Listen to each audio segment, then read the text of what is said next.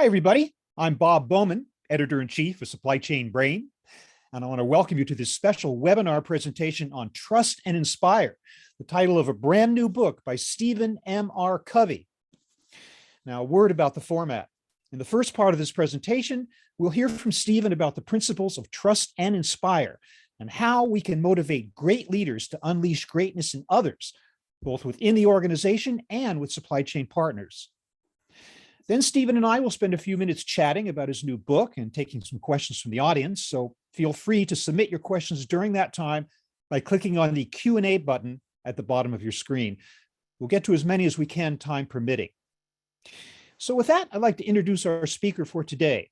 Stephen M.R. Covey is the New York Times and #1 Wall Street Journal best-selling author of The Speed of Trust, which has been translated into 22 languages and has sold over 2 million copies worldwide.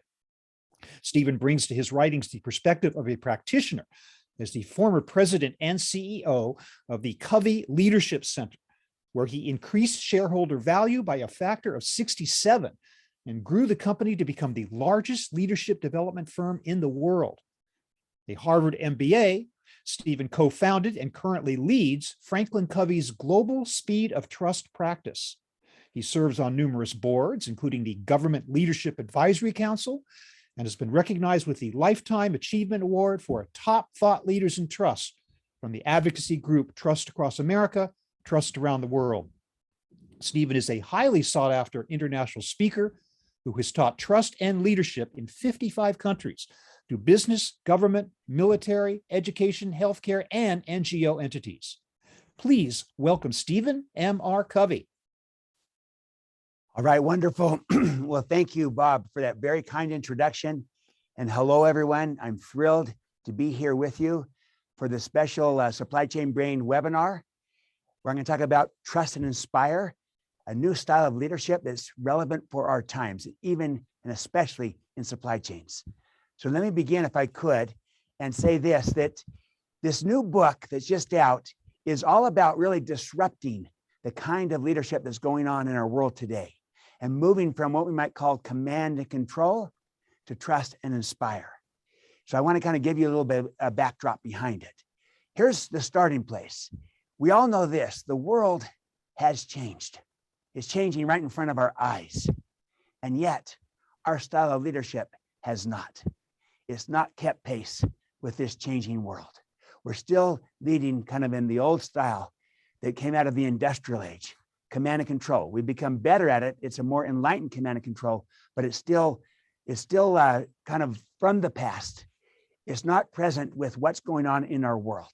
So we need a new way of leading in this new world. Then let me share a little bit behind of how this world has changed. And again, this is just going to validate what you know. I call these the 5 emerging forces of change. The first is the nature of the world itself has changed through technology. And you're at the epicenter of this in supply chain business with artificial intelligence and robotics and 3D printing and all kinds of different trends and implications, virtual and augmented reality, all these things that are happening right in front of our eyes. What Klaus Schwab of the World Economic Forum calls the 4th industrial revolution is taking place right in front of us, and you're at the epicenter. We also see that work itself has changed. Is far more collaborative, more interdependent, more service-oriented, and versus the traditional industrial age only. And the need for interdependence has never been higher, and that's especially true in supply chains. They're global. The nature of the workplace has changed, especially coming out of this pandemic.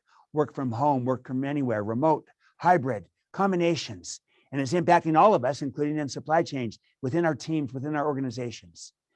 The nature of the workforce has changed. We have far more diversity than ever before, as many as 5 generations at work, some with completely different mindsets and expectations about how they want to be led. And finally, the nature of choice has changed. We've gone from what we might call multiple choice to infinite choice, where there's just so many options and possibilities that are in front of us, all around us. And in a way that people did not have even 2 years ago. And so when people have these choices, they can choose to go to different places.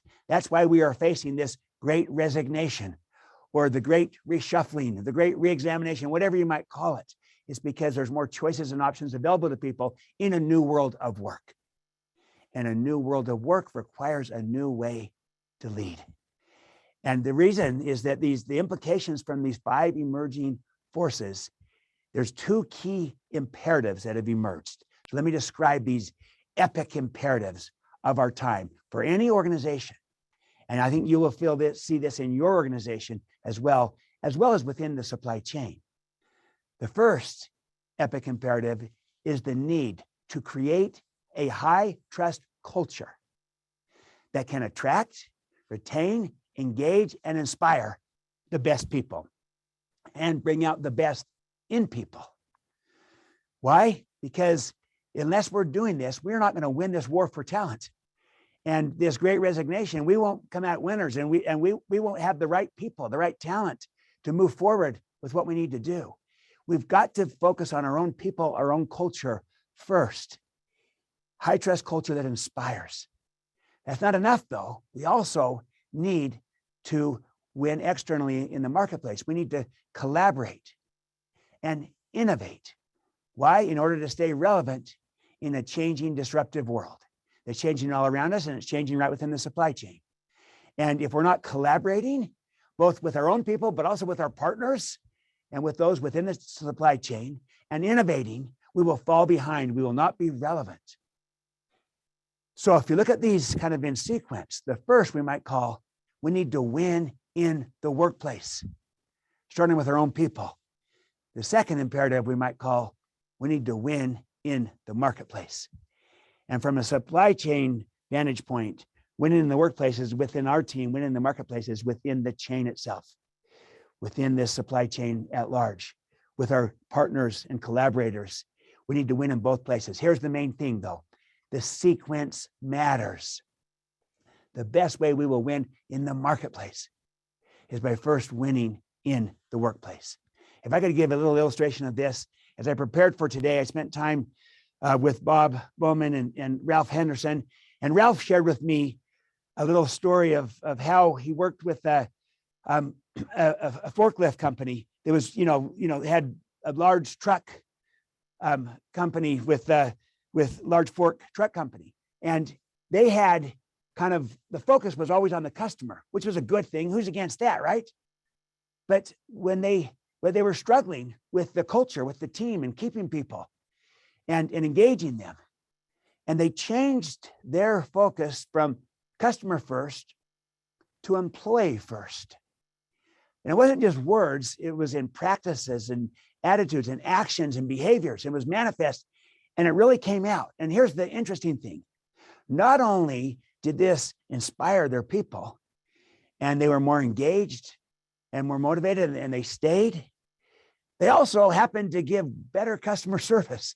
They actually built stronger customer relationships, because truly it is inside out. And when we start with our own people first, it is far easier and more natural and abundant to build it externally. And so for a supply chain, as we build this trust first on our own team and inspire our own people, it is then easier to then build trust externally with our partners and inspire there as well. Inside out. Both of these are vital. Now look, this is both the right thing to do. It's a better way to lead in our world today because of all these changes where people have choices and options. It's the right thing to do, but it's also a far better thing to do. It's the economic thing to do. There are economics to this. So let me take each of these imperatives in turn. The first one, the idea of a high trust culture that inspires. Look at the financial performance and results that come from having a high trust culture. So this is a Watson-Wyatt study. High trust organizations outperform low trust organizations by 286% in total return to shareholders. Nearly 3 times higher. Why? They get far greater speed, far lower costs, and ultimately you can monetize that. There are economics to building a high trust team and a high trust culture. Even a person who is trusted is 6 times more likely to achieve high performance. So you can quantify this. The economics of a high trust culture are profound. Now, how about a high trust culture that inspires? Well, a new study from Bain shows this, that employees who are inspired are 56% more productive than even engaged employees, and 125% more productive than merely satisfied employees. So we've been focusing on engagement for many years now, and that's a good thing. We need to keep the focus on engagement, and we need to recognize that there's another frontier, another level beyond engagement: inspiration. Inspiration is the new engagement, the next level of it. We still have to go through engagement to move to inspiration, but there's another level of productivity that is possible. So a high trust culture that inspires will perform better in profound ways. And it's a far more exciting, fun, energizing place to work for our people. The well-being goes up too. Now, how about the second imperative? The idea of collaborating and innovating to stay relevant. Well, think about this. You want to collaborate? We've got to start with trust. See, without trust, we don't really collaborate. Without trust, what we do is we merely coordinate. There's nothing wrong with that. Coordination is a good thing. And there's supply chains, there's a lot of coordination going on. It's a good thing. Necessary, but insufficient. Or potentially leave a lot of value on the table. If you increase the level of trust, you can move from coordination to cooperation. That's better. You increase the trust even more, you move to a higher level of collaboration, of creative collaboration, of innovative collaboration, of what we might call high trust collaboration. It is trust that turns mere coordination into true collaboration. It is transformative. And in a supply chain, if we can move from coordination to collaboration, it's based upon trust, there's possibilities for far greater outcomes of what we can do together. Our performance will be far greater. Whereas if we're staying at coordination alone, our performance is nowhere near our potential. And what's interesting, because I've spoken at some supply chain conferences through Supply Chain Brain and others, MHI, NLDC, others, and the data shows this, that to move where we need to go, we need to have both the technology and the trust. And the interesting thing is that we have the technology. The question is whether we have the trust. Same thing with coordination, collaboration. We have the technology tools needed to collaborate. We have the technology. The real question is whether or not we have the trust needed to collaborate. That's why trust and inspire is so vital for our times. Now, how about innovation? We got to innovate. Well, trust changes everything. Trust and inspire changes everything in innovation. Why? Because it enables the collaboration and partnering where innovation takes place within the chain, within our firm, both. But also, trust and inspire leverages our differences. And that's where innovation comes from. The collision of differences in an environment of trust creates creativity, innovation, possibilities that you don't have when there's no differences or when there's distrust. But another thing, trust and inspire encourages calculated, smart risk-taking that you just won't do in a low-trust team, low-trust culture, low-trust relationship. In fact, the data shows this. In a high-trust culture, people are 32 times more likely to take a responsible risk, and they're 11 times more likely to innovate. In a low-trust culture, you just won't do it. In a low-trust supply chain, you won't do it either. So if we're going to innovate, we've got to take a risk, a responsible risk, a smart risk, calculated. But trust is the key. So my whole point is, if we want to win in the workplace, win in the marketplace, we've got to lead with trust and inspire. Command and control won't work.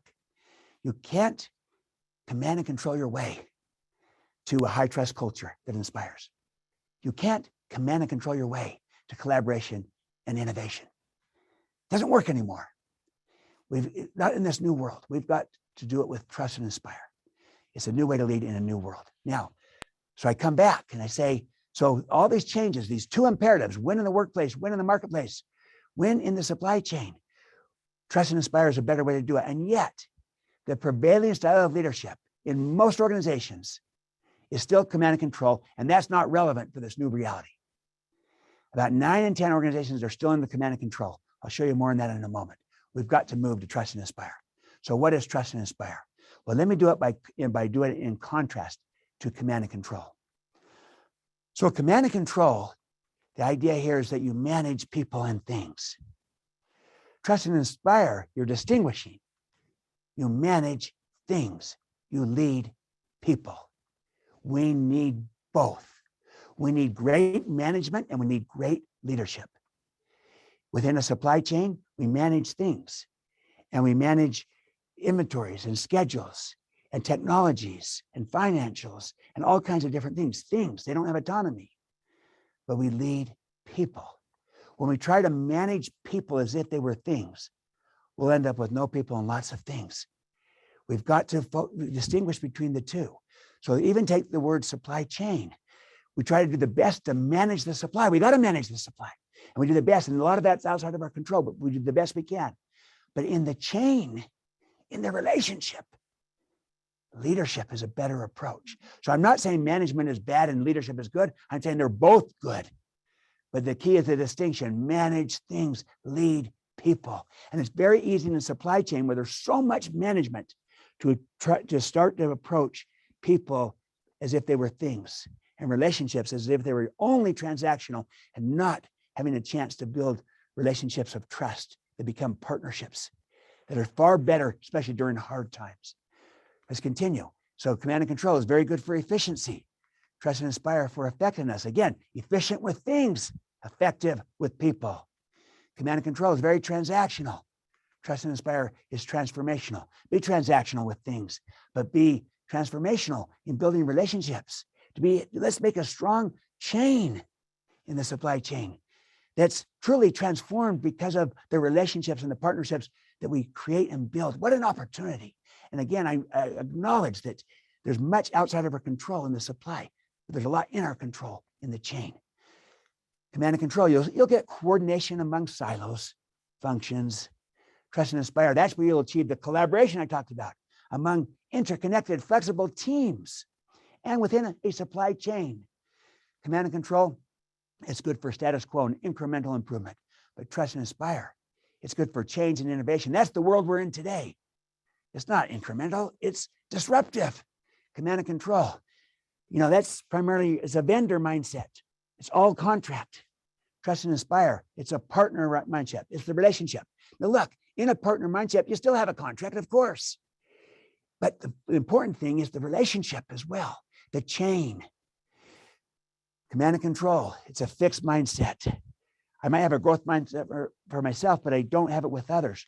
Trust and inspire, it's a growth mindset for myself and for others, including my partners in the supply chain, that they can improve and grow and we can become great partners together. Command and control, by definition, is about control, controlling people, controlling vendors. Trust and inspire is about releasing, unleashing capabilities and possibilities of people, of relationships, of partnerships in a responsible way for the benefit of everyone. Command and control is about motivation. It's external, extrinsic. So it's carrot and stick, just rewards or punishments, carrot and stick. Trust and inspire is inspiration. It's internal, it's intrinsic, it's inside of people. To inspire means to breathe life into. I breathed life into something that was lifeless. Trust and command and control can suck the life right out of. Whereas trust and inspire breathes life into relationships, teams, cultures, chains, partnerships. Such a better way that can live on beyond just constantly providing more carrots, more sticks. Here's the thing, to operate today within our teams, within our organizations, to operate today with a style of leadership of command and control in this new world, that is the equivalent of playing tennis with a golf club. Think about it. The tool you're using, the style of leadership you're employing is not relevant for the game being played. In this new world, we need a tennis racket to play tennis. And that's certainly true as we build our team and our culture to win in the workplace. But I also believe that trust and inspire is not only a better way to win internally with our own people, I believe it is a better way to win externally within the supply chain.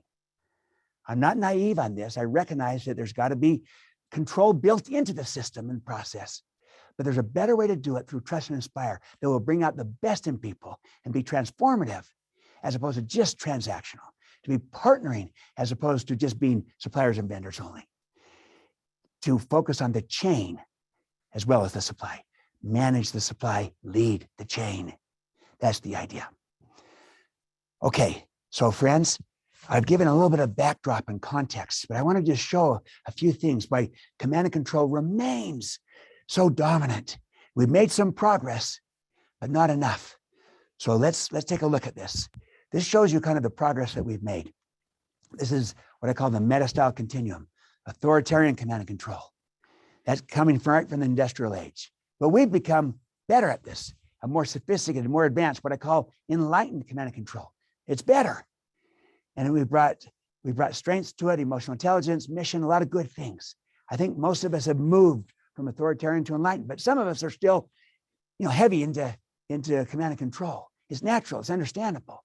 We need to cross the chasm into trust and inspire, both for our own people and for organizations. Here's another way of looking at this. Authoritarian command and control is what I can do to you. It operates on the basis of fear. Enlightened command and control, what I can do for you. It operates on the basis of transactional exchange and fairness. And that's where most of us are today. Trust and inspire, what I can do with you. It operates on the basis of partnership and relationship and inspiration. It opens up possibilities that are greater than what we're achieving now. So this is the great opportunity. And here's the thing, for all our progress, we haven't made all that much progress yet. We haven't fully shifted the paradigm. We're still deep into command and control. Look at the data. About 30% are into authoritarian command and control. This is organizations based upon data studies. 62% in enlightened, kind of this informed acquiescence versus blind obedience. Only about 8% are into self-governance, what I call trust and inspire. And that's probably true in the supply chain as well. So here's the thing. We first apply this with our own people, this style of leadership, then we can apply it in the chain and with our partners in the supply chain, the marketplace. That's the idea. That's the opportunity. It's right in front of us. Let me give you a couple of examples. First, of a company that through changing leadership style transformed the organization. It's Microsoft. They were seen as, when Satya Nadella came in, they were seen as fading. They still were huge, but they were not the cool place to work. People were leaving. They were not innovative anymore. And they were not collaborative. Here's what a local cartoonist, how he drew up what Microsoft looked like. Hierarchical silos with weapons pointing at each other because they were competing within, not collaborating. In comes Satya Nadella. He modeled, he trusted, he inspired. He was a trust and inspire leader. Bottom line is they began to win in the workplace. They built a high trust culture that inspires, which they have today. They began to win in the marketplace. They began to collaborate and innovate. Today, they're a cloud powerhouse, and they had huge financial performance from 36 to 286 in their stock price. The power of a trust and inspire leadership style to transform an organization. Same thing. Here's of a partnership now. This is Cheryl Batchelder, Popeye's Chicken, the franchise. They had 4 CEOs in 7 years prior to her. The system was broken. There was complete acrimony and distrust between the franchisees and the home office. And that's the key relationship. It's a partnership. She comes in. She's a trust and inspire leader. She models, she trusts, and she inspires. What happens? They begin to win in the workplace. They build the highest level of trust between franchisees and the home office that was measured to date in the system. They also began to collaborate and innovate to win in the marketplace. And sure enough, they also dramatically improved their economic performance, doubled their market share, and a 7-8 times increase in their price. You can do this. Even in supply chains, you can do this as well. I look at the Working Relations Index. This is done by Plant Moran. They measure the collaboration and the partnership, the trust within relationships within supply chains within the automobile industry. And the companies that are leading this, Toyota and Honda, also have the greatest profitability. They build more trust and greater enduring partnerships in the supply chain, and they get better economic performance. It's really interesting. Look at this Working Relations Index done by Plant Moran in the automobile industry. In fact, I will say this, that in a study done by Chu and Dyer, They called it the study of the decade. They used supply chain in the automotive industry and showed that those that focused on building trust and trusted relationships, even partnerships within the supply chain, they had greater they had reduced transaction costs and increased speed, and ultimately greater profitability and long-term results. And it was the study of the decade in supply chains. The point is, there's a huge advantage of being trust and inspire in our world. And let me show you how this looks like. When there's low trust in relationships, in supply chains, speed goes down, cost goes up. It is a tax and you can quantify it. When you build that trust in relationships, teams, cultures within your company, but also within the supply chain, speed goes up, you can move fast, cost goes down. Transaction costs go down. It's a dividend and you can measure it. Ultimately, it's a 3 times multiplier, as I discussed earlier. Okay, now I want to say a couple more things. Let me just say what Trust and Inspire is and what it is not. Here's what it is. It is a style of leadership that sees, communicates, develops, and unleashes the inherent greatness in people, in relationships, in partnerships. It's trying to bring out all the potential of what could be, not just minimizing the risk, but maximizing the possibility by how we lead with our own people first, and then again, with our partners in the supply chain second. But what it's not is this. You might be saying, well, this sounds good, Stephen, but it's not going to work here. You don't know my vendors in the supply chain. Well, let me just tell you what it's not. It is not weak and soft. It's actually very strong. It is not a lack of control. No, you build control through agreements. It is not a lack of structure. No, there's a lot of structure and process and system. You got to have that. You manage things. You lead people. It's not a lack of vision or direction. You can be very directive and decisive without being autocratic. And it's not a lack of high expectations or accountability. No, you got to have high expectations and accountability. You build the agreement of expectations and accountability. My point is that this is not kind of soft, warm and fuzzy, fluffy way to lead. No, this is a strong, relevant way to lead in our new world. You can be authoritative without being authoritarian. You can be extremely decisive without being unilateral or without being autocratic. You can be very strong without being forceful. You can be detail-oriented without being distrusting, and you can be in charge and have control without being controlling, so that you can truly build a sense of relationship and a sense of partnership of the possibilities. You do it through context, you do it through relationship, you do it through agreements that you can build together. This is a better way to lead. Now look, I'm just going to give you the basic outline. I've spent most of this time just making the case why this is a better way to lead in our world today and in supply chains today. It's because first we need to win with our own people. And when we do that, we can then win in the supply chain, in the marketplace with stakeholders, inside out. But I'll just describe the 3 things we do to do this. And then I'm going to turn the time back over to Bob and we're going to take questions. I'll just briefly describe this and give you a sense of what we do. It's really simple. And I've said it in the examples I gave. These are 3 stewardships. And a stewardship means a job with a trust. These are 3 stewardships or responsibilities that will help us move from command and control to trust and inspire. We model, we trust, we inspire. Modeling is who we are. Trusting is how we lead. Inspiring is connecting to why this matters. And here's the thing. On modeling, we model by going first. Someone needs to go first. Leaders go first. Satya Nadella went first. Cheryl Batchelder went first. You can be the first to lead out with transparency in the supply chain where no one's being transparent. You can be the first to focus on your own people. The example that Ralph gave me of the fork truck company, that they changed and went first with their own people. and then their customers actually gained. So you model by going first. You trust and extend the trust. And here's why. You could have two trustworthy people working together, and they're both trustworthy, and yet no trust between them if neither person is willing to extend trust to the other. So to have trust, not only do we have to be trustworthy, we need to be trusting, willing to give the trust. Now look, I'm not asking you to blindly trust anyone and everyone. No, be smart about it. Smart trust. Assess the situation, the risk, the credibility. But find the ways to extend more trust to people in order to gain the trust, but also in order to open up the possibilities to develop the people in the relationship in a way that you can't do it when you withhold the trust.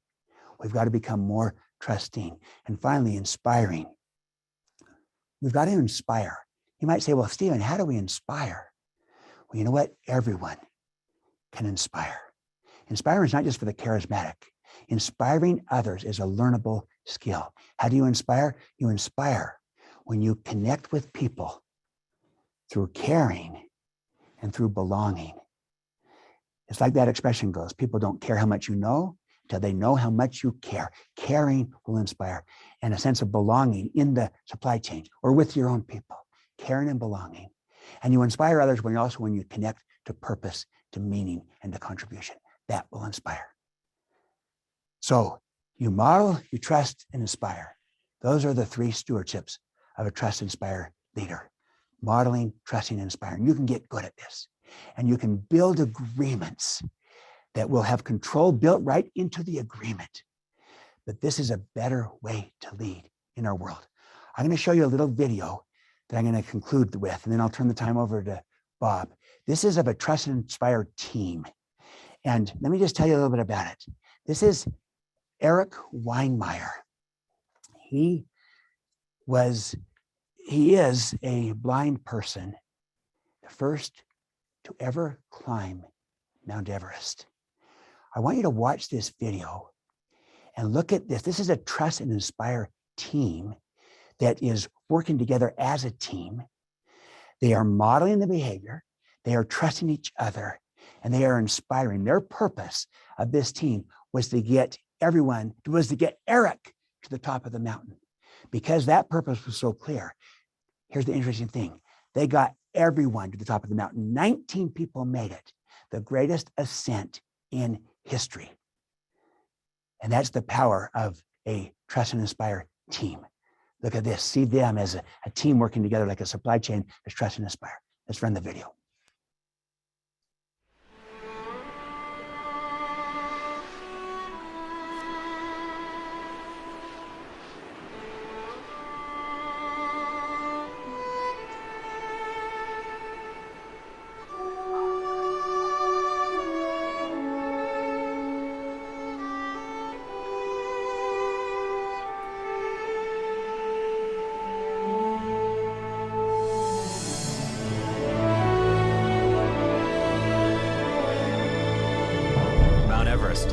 The tallest point on Earth. For a sighted person, climbing Mount Everest is one of the greatest physical challenges on the face of the Earth. Ever since I went blind, it's been a dream in the back of my mind to climb the world's tallest peak. I knew that only 10% of the people who try Everest make it to the top, and for every 6 people who summit, I've heard 1 dies. As a blind person, I knew I could never get to the summit of Everest alone. And what would get me to the top wasn't necessarily technology. What would get me to the summit were the people that I surrounded myself with. After that, I forced myself to sit in front of my tent and envision myself and my team on the top, to actually bleed myself forward. There's a 12,000-foot drop on this side, a 9,000-foot drop on the other side. At that point, I don't think it really matters which side you fall off of. Sometimes you have to rise to the occasion right now. You got to be good and execute right now, every step of the way.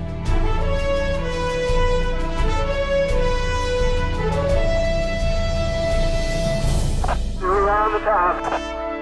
I can believe it. I did it. I can't believe it. Good job.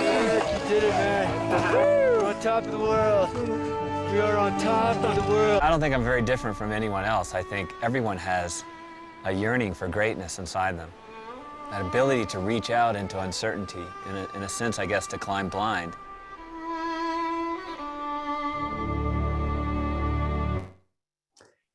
Like Eric and his team, in our lives, in our leadership, in our relationships, on our teams, in our organization, and with our partners in our supply chain, let's be the first to demonstrate these stewardships. Let's be the first to model. Let's go first to trust and be trusting and to inspire by connecting with people through caring and connecting people to purpose, to meaning and contribution. This is a better way to lead.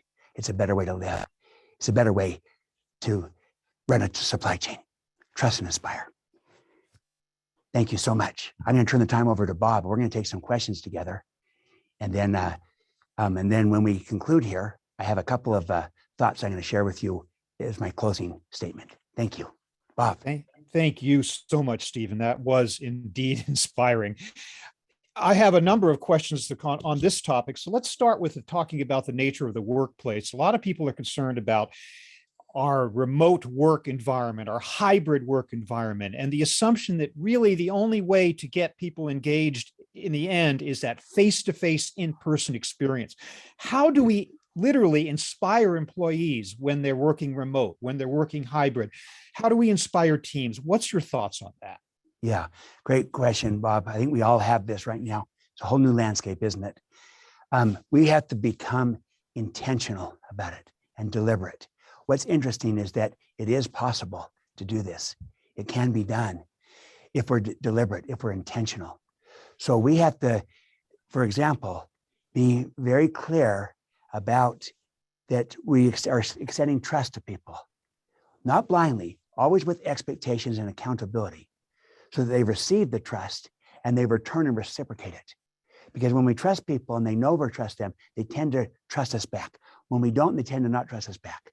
And when they feel trusted, they will feel more inspired. They'll also feel like, I want to be part of this. People today don't want to be managed. They want to be led.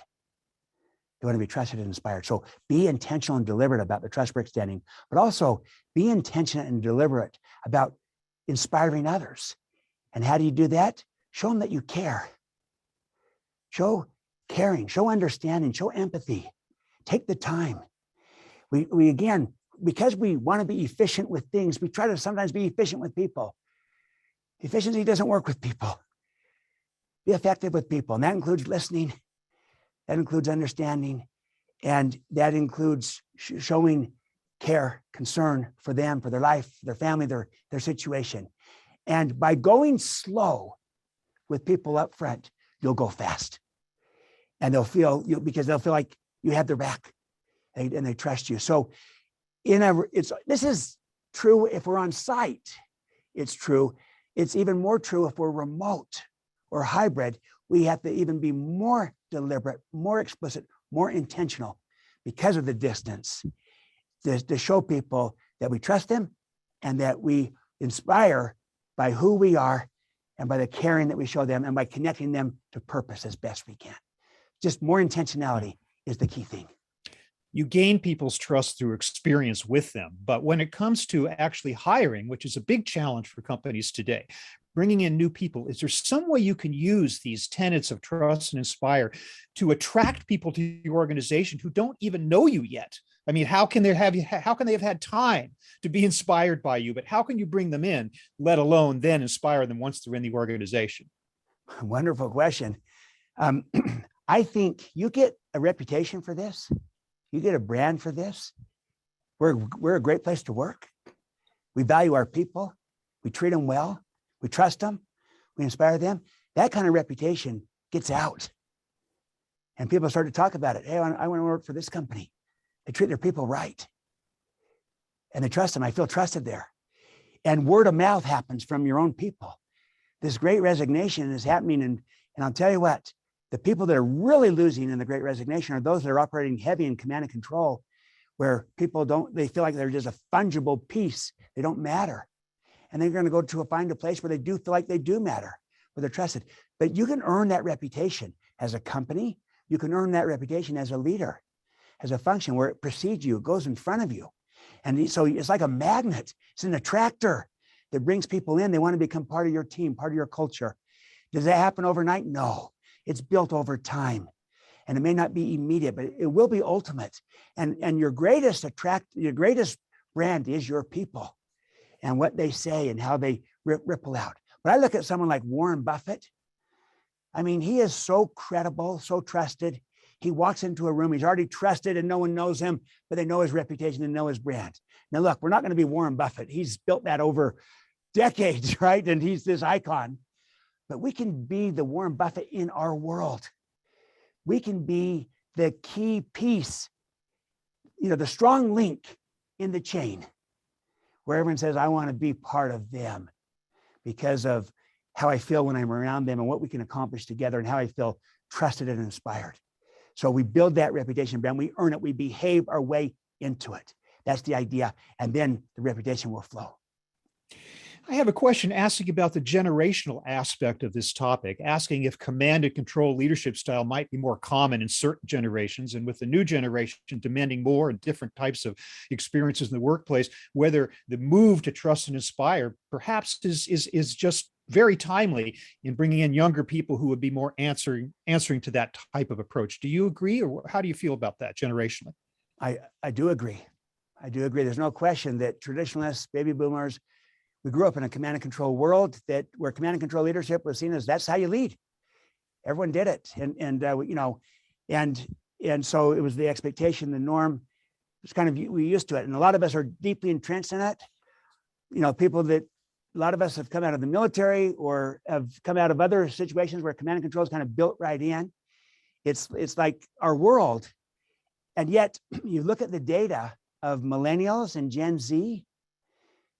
Again, I come back to, they don't want to be managed. They want to be led, trusted, and inspired. Traditionalists and baby boomers tend to start from the premise that trust is earned. Millennials and Gen Z tend to start from the premise that trust is given. And guess what? They're both right, because trust is both earned and given. So we got to be both trustworthy and trusting. But I'll tell you what, this is ripe for our times, because the majority of our workforce today is millennial or Gen Z. Is becoming a super majority increasingly.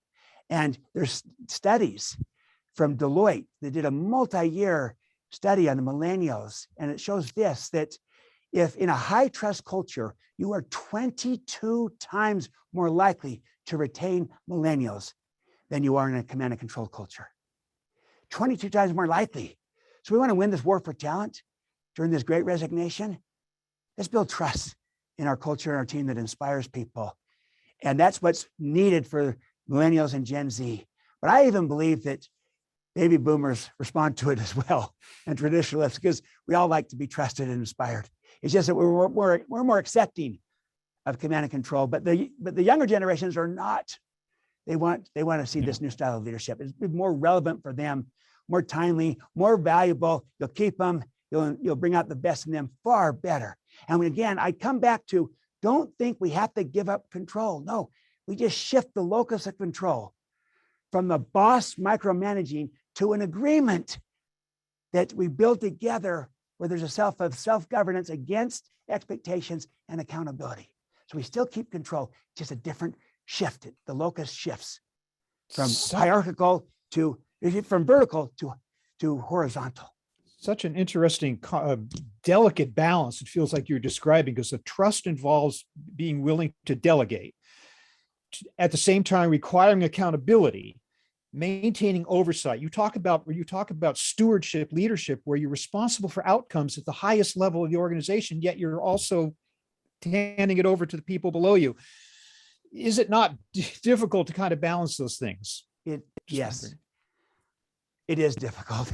If it was easy, we'd all be doing it. And it's difficult because at the end of the day, we're responsible for results, right? We got to perform. And any leadership model that doesn't have results at the top of it is a flawed model. You got to perform. If you don't perform, it won't work. But here's what Trust and Inspire is trying to do. See, command and control is saying, we get results through people.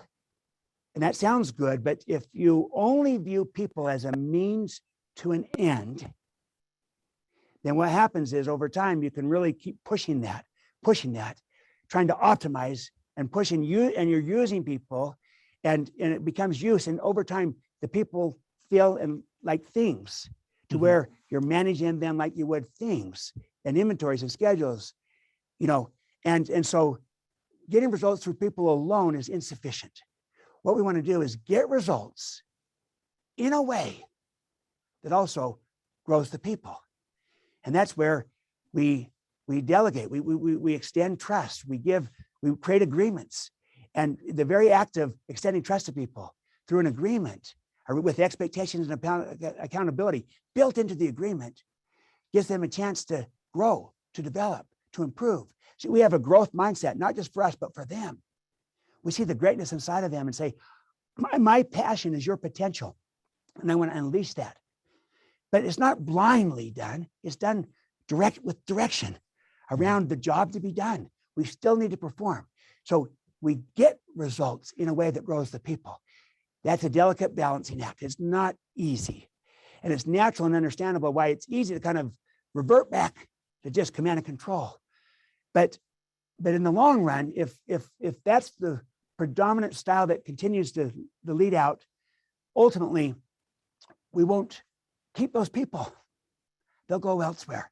Yeah, but if we can learn to balance this, always still focused on the results and do it in a way that grows the people, that builds the trust, that builds the culture, then our ability to get results in the future has just gone up because there's more capacity and there's higher trust. We're more agile, we're more flexible, more adaptive. We can innovate better, we can collaborate better because people trust each other.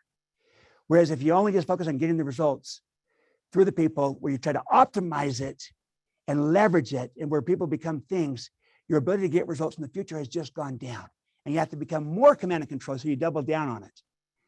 And so it is a fine balancing act. That's why I tried to, in this book, really describe these stewardships and how you can do this in a way that still keeps the focus on results, but in a way that will build, grow the people and the culture and the relationships. We're trying to do the same thing in a supply chain, right? Get results and build a partnership of trust. But we got to perform, and we got to do it in a way that builds the trust. So it's a tough balancing act. But I'm just wondering how this question is how does the model you're recommending differ from the concept of servant leadership? Yeah, I will say this, that there's a lot of similarity. I love the concept of servant leadership because it starts from the premise of, look, leadership is not position. Leadership is choice. And we, as leaders, we serve. And one of the fundamental beliefs of a trust-inspired leader is I'm trying to put service above self-interest. So there's a lot of similarity. Here's where there's often a difference. I've seen servant leaders, really good servant leaders, people who describe themselves as servant leaders that are really good at the modeling. And they go first and they demonstrate this caring and understanding and empathy. And they're really good at the inspiring because of how they view people, the caring that they show for people, but who still have a hard time in trusting and letting go. That tends to be sometimes the biggest weakness, but they're good people and they care about people. And their motive is one of trying to shift the hierarchy, but they're still struggling with letting go. But I've also seen servant leaders who could become who are a great trust and inspire leader because they're doing it all. So in many respects, servant leadership is kind of a philosophy that trust and inspire puts into action, puts into practice in a tangible way of how I can get my arms around it by showing the three key things that have to be done: modeling, trusting, which is often let out, and inspiring. I will also say one last thing. On the inspiring piece, there's a whole paradigm shift there, because most people kind of start from the premise of, hey, to inspire, you got to be charismatic. And they're kind of conflating inspiration and charisma.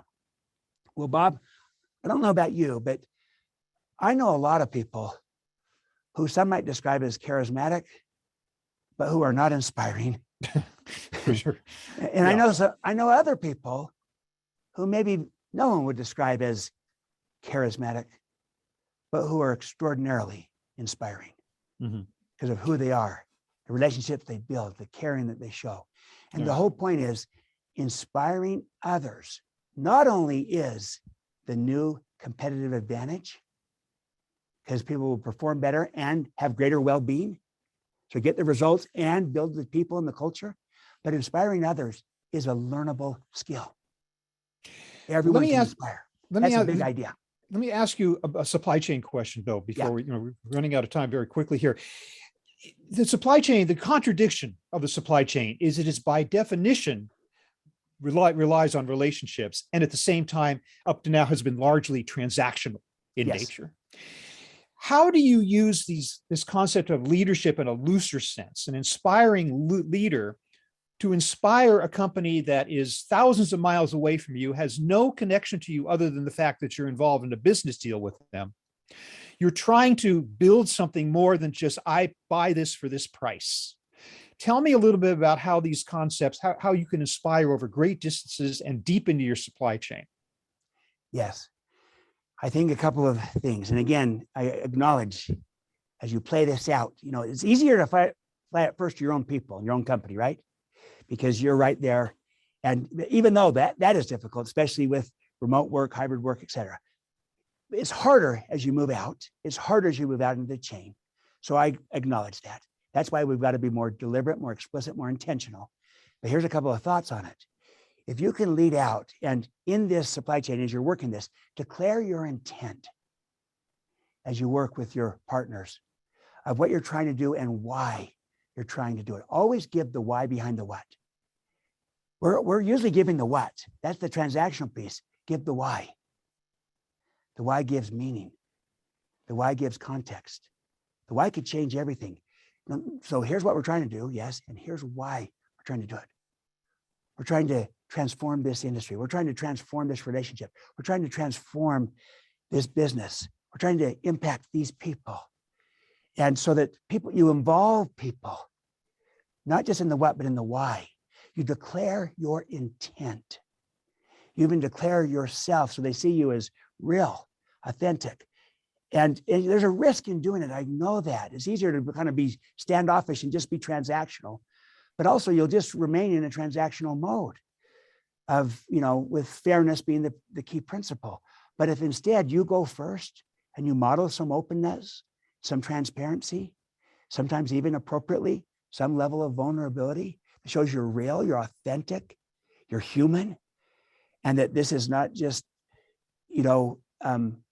a fungible chain, but this is really a chain of relationships, of people behind it, with this intent that we've shared openly and involved you in it.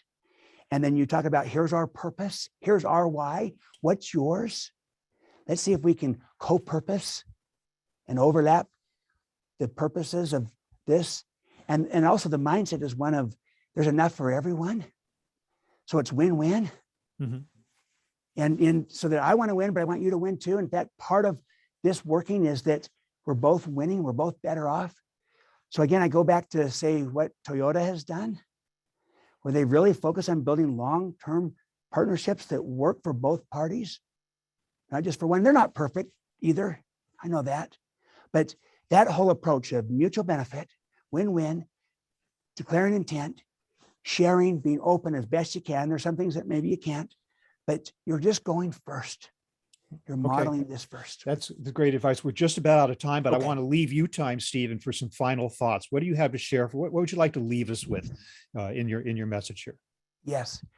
Well, first of all, I deeply respect you and honor you for the work that you do. And supply chains, you keep our world running and working. And right now, there's a growing awareness because of some of the challenges in supply chains. For many people, for the first time, they're learning the term supply chain when things aren't just there all the time because of some of these challenges. And so people are becoming aware of the important work that you do. And of course, I'm aware and others are aware, but there's a lot of people in society that are only becoming aware now. So you do great work. It's important work. I also will acknowledge this, that a huge portion of what you're doing is around management. And we need great management. And please hear that I'm saying that. We need great management of things, of systems, of processes, of structures, of technologies, of all these things. And we need great leadership of people, of relationships, of partnerships. And it's really not an either or, it's an and. And so we manage things and we lead people in relationships and partnerships. Supply, manage, chain, lead. And we can be the strong link in the chain that builds the trust, that builds the relationships, that goes first, that inspires by how we connect with people through caring, that we want them to win as well as ourselves, through a sense of belonging, of the kind of team we're building, the kind of chain we're creating, and also by co-purposing, overlapping our purpose and their purpose to try to help everyone win more. And also bringing the why into it, the broader meaning behind it. Everyone's searching for purpose and meaning and contribution today, more than just transactions. We want to go from success to significance in relationships. That's transformative. Now, look, I'm not Pollyannish. I recognize we still just got to get the job done. I know that. But if we can get the job done in a way that builds and grows the people, our ability to get the job done the next time will have gone up. And there's always a next time. And so this is a virtuous upward spiral of, building that relationship. So my main message, I think, is that, yes, let's manage things and lead people. Let's manage supply, lead the chain. And I don't mean to be simplistic with that. I'm just trying to convey the paradigm. We need both.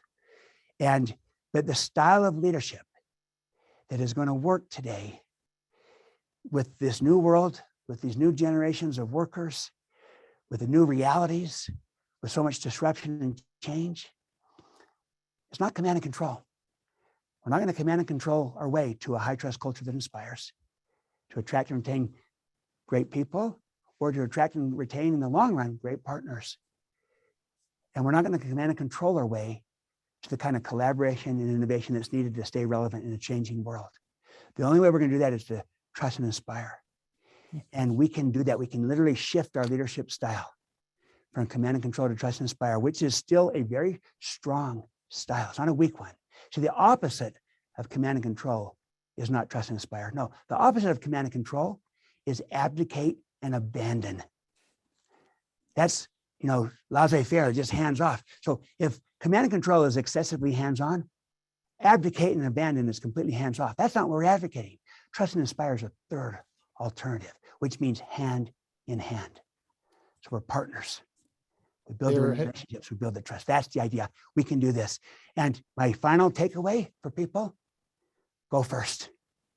Someone needs to go first. Leaders go first. So be the first to model the behavior that you want your partners to show. Be the first to extend the trust that you would like to come back to you, and be the first to inspire others through caring and belonging and purpose that you would like to see come back to you. Leaders go first. I challenge all of us, let's go first. There has never been a more important time for this message. I want to thank you so much, Stephen, for that great presentation. The book is Trust and Inspire: How Truly Great Leaders Unleash Greatness in Others. The author is Stephen M.R. Covey. You can get a copy of this book through trustandinspire.com, and that information will be emailed to you as well. Stephen M.R. Covey, thank you again for that fantastic presentation. Audience, thanks for listening in, for all of your great questions. Everybody, best of luck to you. Stay well. Have a great day. Thanks, Bob. Thanks, everyone.